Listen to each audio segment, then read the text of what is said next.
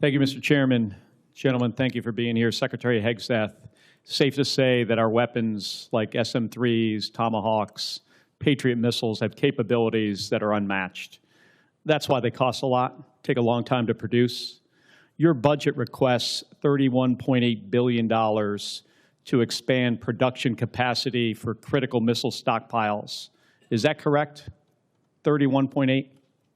I'm looking at $53 billion for munitions acceleration over 14 critical munitions, of which the ones you listed are a part. Okay, so 53. I believe more than that. Yes, sir. More than 20 billion more.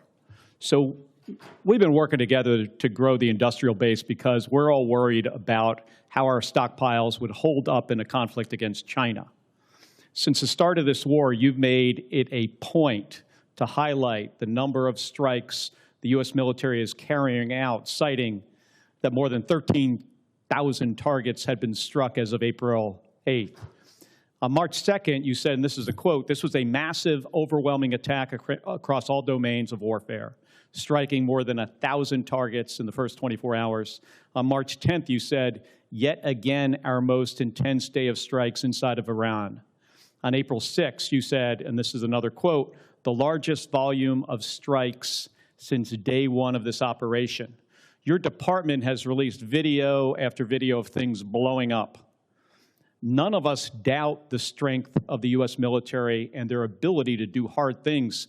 I understand that better than anybody. The questions we should be asking and answering are, what does this cost us and what does it achieve for the American people? Many of these strikes use our best weapons, and we're using a lot of them and a lot of interceptors. Open source reporting has estimated that the military has used an outrageous number of Patriots. I'm not even going to say the numbers, but a lot of Patriots, a lot of THAAD rounds, JASSM-ER, Tomahawks, very expensive, exquisite. We can't make these munitions overnight, and it's clear from your budget request that you know that. Can you tell us how many years specifically is it going to take to replace these systems?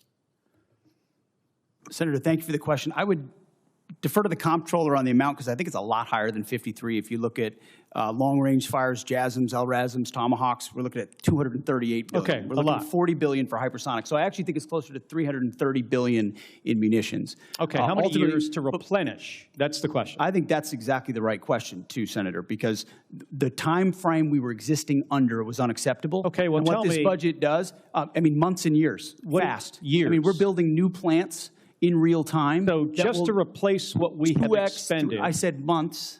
And then you said years. Both, it depends on the weapon system, but 2 to 3, 4x of what we have today. Okay. So yes, we're dealing with a reality under the previous administration of what they sent to Ukraine and what they allocated elsewhere. Okay, I got it. So we fired years worth of munitions. And it is clear that these are being expended to try to achieve some objectives. That was the plan. But, Mr. Secretary, this war is stuck. The Strait of Hormuz is closed. The Iranian regime is in place. The nuclear material still in their hands. Americans are being crushed by higher costs. And it's not clear to them at all what the goal of this war is. So, I've got about a minute, and I want to go to another topic. I saw your hearing yesterday, and I'm going to give you one more chance to address a question here. It's my understanding that the definition of no quarter is that legitimate offers of surrender will be refused or that detainees will be executed. Is that your understanding of the definition? The only entity that would kill detainees or target civilians is the Iranians, and they're the ones being crushed. So the Iranian military and their military capabilities. The question is, I disagree completely with your articulation. No, do you understand the definition that I just read you? Because that's the definition from your department's Law of War manual. Is that your understanding? And I'm going to just get to the point here. We fight to win and we follow the law, Senator. Okay, so your your quote was, "We will keep pushing, keep advancing, no quarter, no mercy for our enemies." And yesterday, you did not clarify whether you stand by this statement. So I'm going to give you another opportunity to clarify if that is what you meant. Do you stand by that statement you made on March 13th? We have untied the hands of our warfighters. We fight to win, and we follow the law. Okay, so you're not clarifying. So you stand by that statement. So you're the Secretary of Defense. The things you say matter. And your response here, right now, makes it clear to the American people exactly why you are not right for this job. It makes it clear to our enemies, Senator. Thank you, Mr. Chairman. Thank you.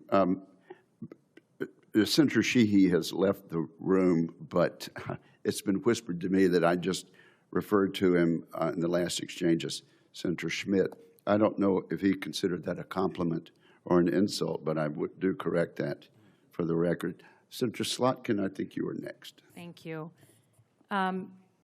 Support journalism you trust. Support PBS News. Donate now, or even better, start a monthly contribution today.